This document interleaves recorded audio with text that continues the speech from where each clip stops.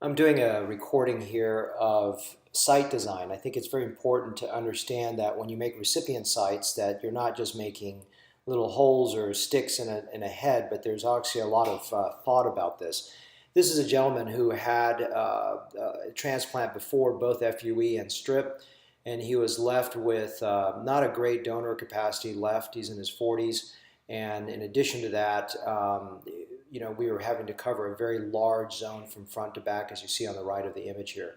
So what I was trying to do here is create the best leverage that we could and also respect what he wanted to have done.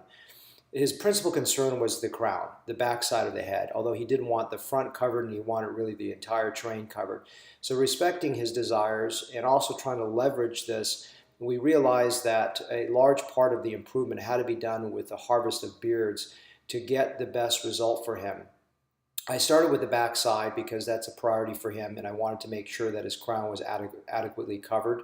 So the black lines here indicate the direction of his crown. The reason I made this direction of the crown, as you can see on the left side of the image here, there are hairs that go in this direction, so I wanted to respect it. If someone's completely bald, you could probably make up any direction you wanted, but given the fact that the hairs sweep in this direction, I wanted to follow his directionality.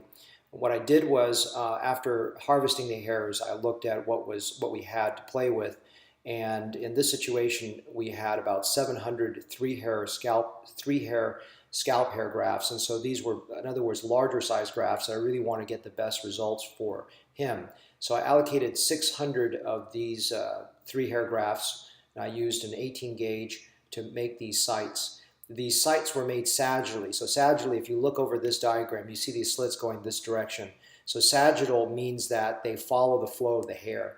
When I work on the crown, the sagittal direction to me is one of the most important things to do because it's much easier for the placers to see the directionality. The hairs will then go the direction that you create. So the dominant flow is dictated by a sagittal orientation. So I really like the sagittal direction here. So these are all three hair grafts that I've placed to create density. He does have hair around the edge here, so I came back and did sagittal sites with two hair grafts around the perimeter to help further enhance this, but his principal goal was to really get density here so that these grafts actually act as a cascade. In other words, they go over over this area. So these grafts only cover a short distance, so you really want to create a lot more visual density in this zone, but you don't want to leave this bare, otherwise you will not have a good overall result. The midsection here was not as critical, so this is all done with beard hairs, and I'll talk about beard more in a moment. The central forelock is an area of principal concern for people in terms of trying to get visual density, so I made the remaining 100 hairs of three hairs here to really create some central density for him from the frontal view. And I supported it with also sagittal two hairs all the way around for the remaining 450. So I did 452 hairs here and 300 two hairs here. So the reverse, I made 600 three hairs here and 100 three hair grafts here. Now, if you don't understand what a three hair, two hair graft is, that they're basically grafts that contain three hairs within one follicle. And other grafts are two hairs, and we had some one hairs, but we combined those for two hairs because we simply don't need one hair grafts. The goal is not to create a hairline, but to create density.